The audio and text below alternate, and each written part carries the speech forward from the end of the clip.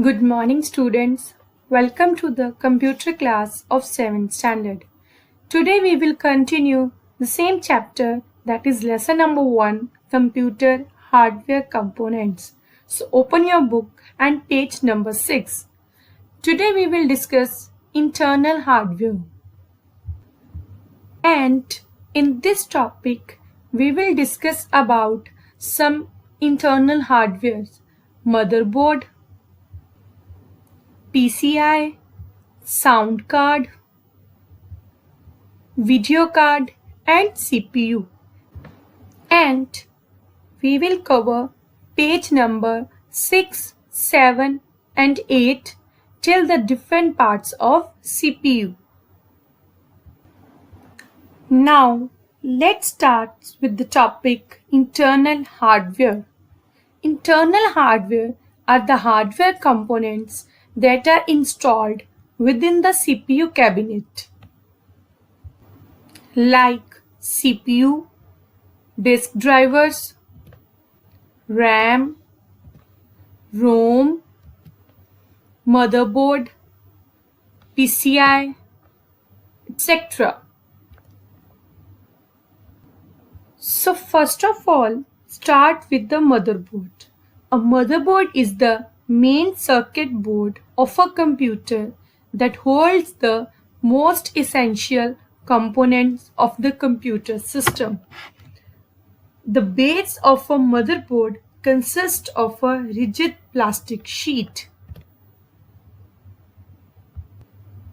This is a motherboard.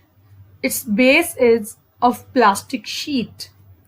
The board is the mother of all components. That is where it gets its name.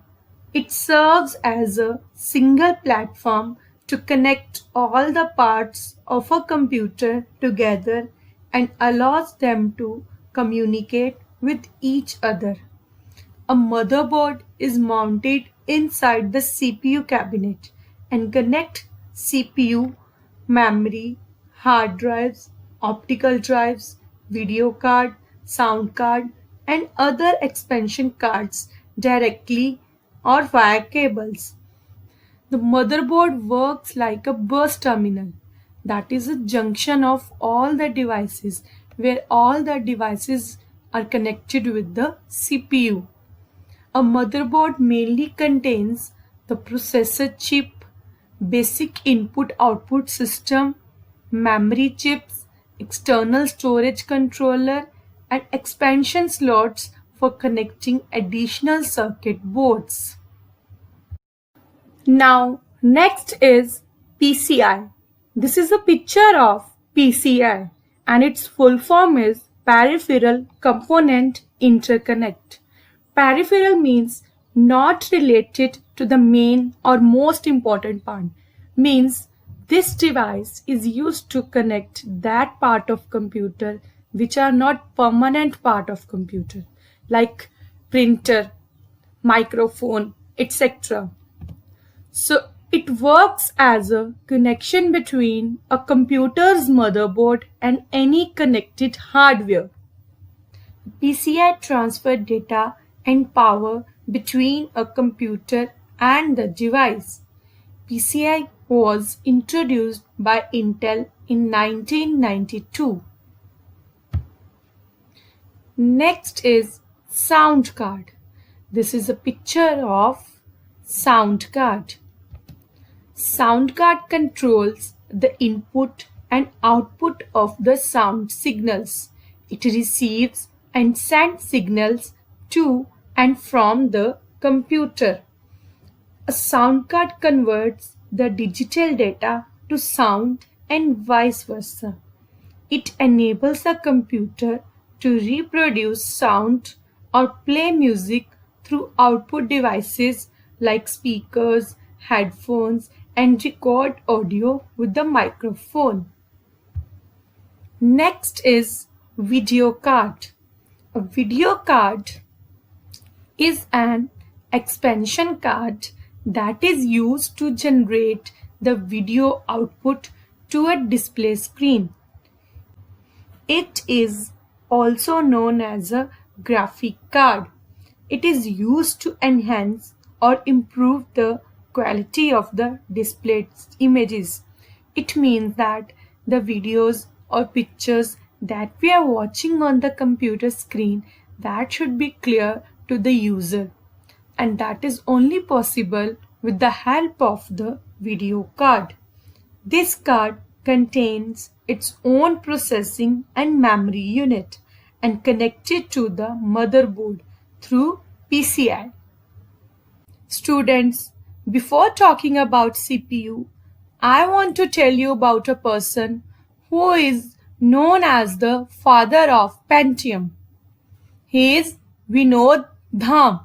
He is known for his contribution in the development of the Pentium processor from Intel. This is a CPU. Here you can also see the name of Intel company that is written on the microprocessor chip. CPU is the main unit of a computer. It controls all the instructions it receives from hardware and software. It is also known as the brain of computer.